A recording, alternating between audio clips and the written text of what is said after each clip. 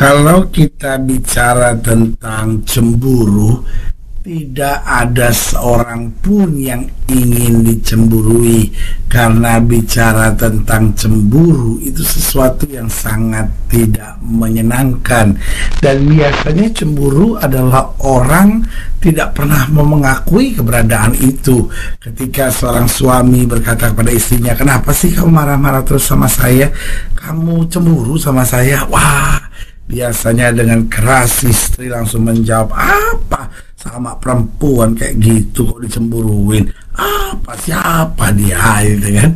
Ketika istri bertanya kepada suaminya, "Kenapa sih kamu kok kelihatannya wajahnya nggak enak-enak? Kamu cemburu sama dia?" Nah, langsung suami akan memotong dan berkata, "Cemburu? Wah, GR banget laki-laki kayak begitu dicemburui." Biasanya tidak ada orang yang mau mengakui kecemburuan.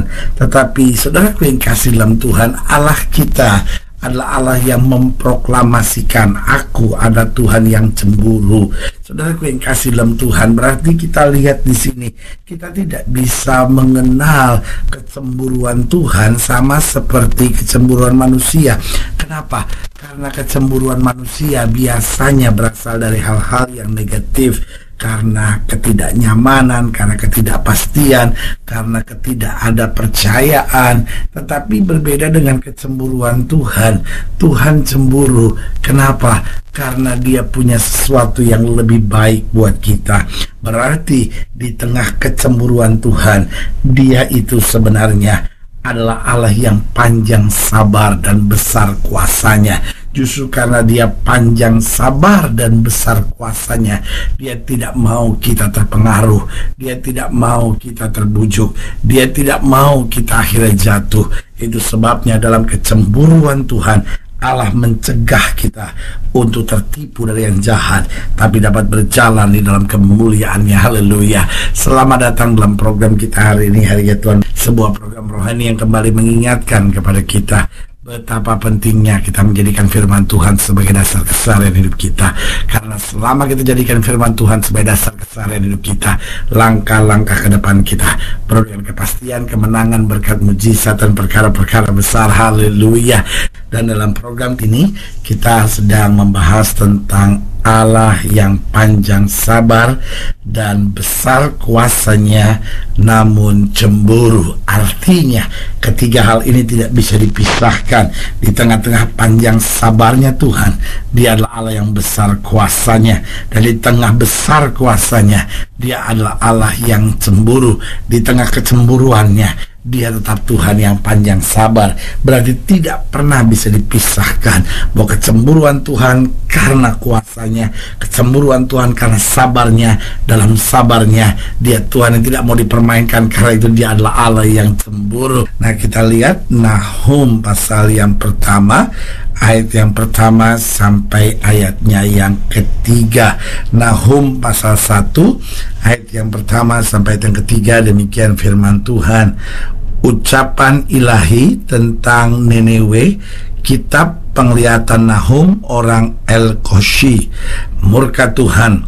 Tuhan itu Allah yang cemburu dan pembalas. Tuhan itu pembalas dan penuh kehangatan amarah. Tuhan itu pembalas kepada para lawannya dan pendendam kepada para musuhnya. Ayat yang ketiga ditegaskan jelas, Tuhan itu panjang sabar dan besar kuasanya, tetapi ia tidak sekali-kali membebaskan dari hukuman orang yang bersalah. Ia berjalan dalam puting beliung dan badai, dan awan adalah debu kakinya. Nah, saudara yang kasih dalam Tuhan, dari ayat-ayat bacaan ini kita bisa melihat hal yang penting tentang bagaimana Allah itu panjang sabar, besar kuasanya, namun dia Allah yang cemburu.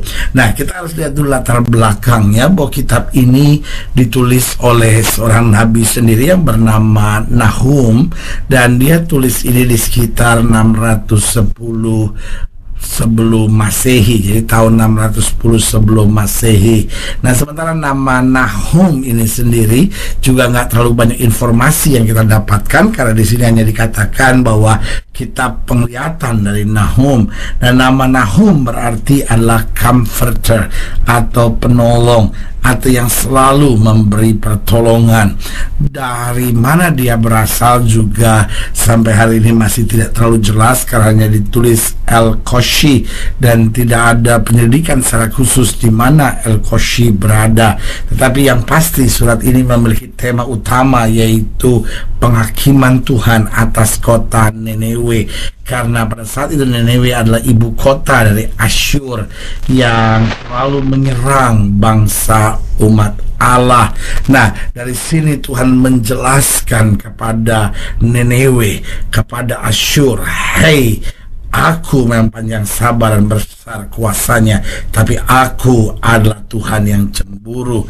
Nah, dari sini kita dapat mempelajari beberapa pelajaran penting. Yang pertama, Allah panjang sabar karena cintanya, tetapi Allah cemburu karena rencananya dahsyat. Saya ulangi sekali lagi, kalau kita mau lihat, loh kalau begitu apa hubungannya antara Allah yang panjang sabar dan besar kuasanya dengan Allah yang cemburu? Nah, yang pertama saya pelajari bahwa Allah panjang sabar karena cinta.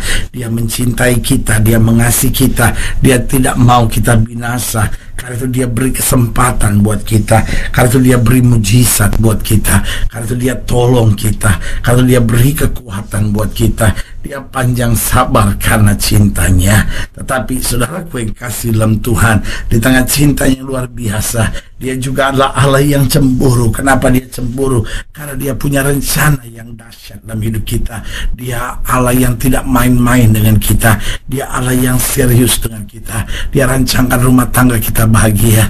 Dia rancangkan hidup kita penuh dengan berkat. Dia rancangkan hidup kita penuh dengan mujizat. Nah, di tengah rencananya yang dahsyat, kadangkala kita lari, kadangkala kita terpengaruh. Dia cemburu. Dia mau beritahu, nggak bisa kamu begitu. Sebab kalau kamu terpengaruh, kamu lari, kamu main-main, kamu akan binasa. Tapi kalau kamu Allah tetap dalam rencanaku, hal-hal yang luar biasa akan terjadi. Jadi Allah panjang sabar karena cinta, tapi Allah cemburu karena rencananya yang dahsyat. Yang kedua saya pelajari bahwa Allah panjang sabar karena dia mengerti kita. Dia tahu batas kekurangan kita, dia tahu kelemahan-kelemahan kita.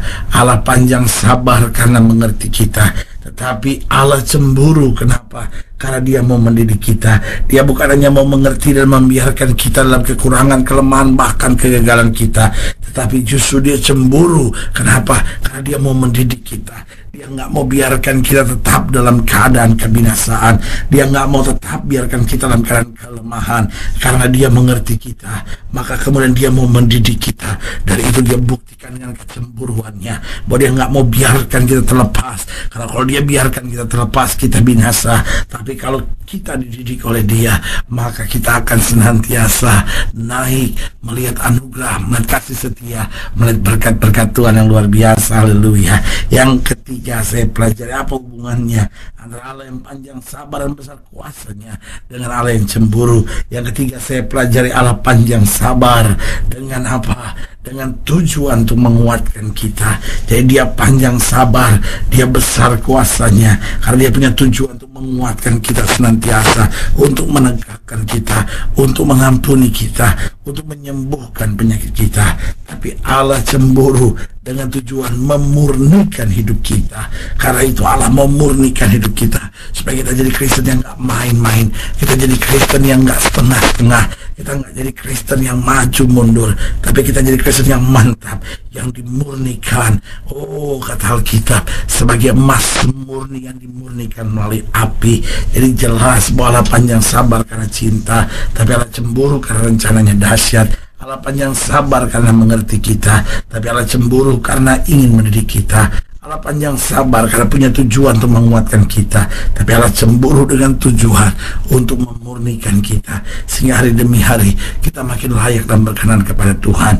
Dan yang keempat, yang terakhir, Allah panjang sabar karena sambil mau menyatakan penyertaannya. Di tengah kesabarannya, dialah Allah Immanuel yang tidak akan pernah meninggalkan kita. Kadang-kala kita merasa sendiri, kadang-kala kita merasa berat, tetapi itulah Allah kita, Allah yang menyertai kita. Tetapi dalam kecemburuannya, Allah cemburu sambil menyatakan penghakimannya, bahwa di tengah penyertaannya, maka dia juga Allah yang adil. He is a justice God. Dialah Allah yang adil, yang kalau kita tetap tidak mau bertobat, yang ketika kita tetap mau mengeraskan hati, maka penghukumannya akan turun. Dan waktu penghukumannya turun, maka saudaraku yang kasih dalam Tuhan, itu yang akan membawa manusia pada kebinasaan. Karena itu sebelum manusia harus melalui kebinasaan, biarlah kita menyadari, karena Allah cemburu, saya nggak boleh main-main. Karena Allah cemburu, saya harus tetap menyenangkan hatinya. Karena Allah cemburu, berarti saya harus tetap menjadikan Kristus segala-galanya. Karena selama kita mencari kerajaan Allah serta kebenarannya, maka semuanya akan ditambahkan dalam hidup kita. Haleluya. Kalau saya ingin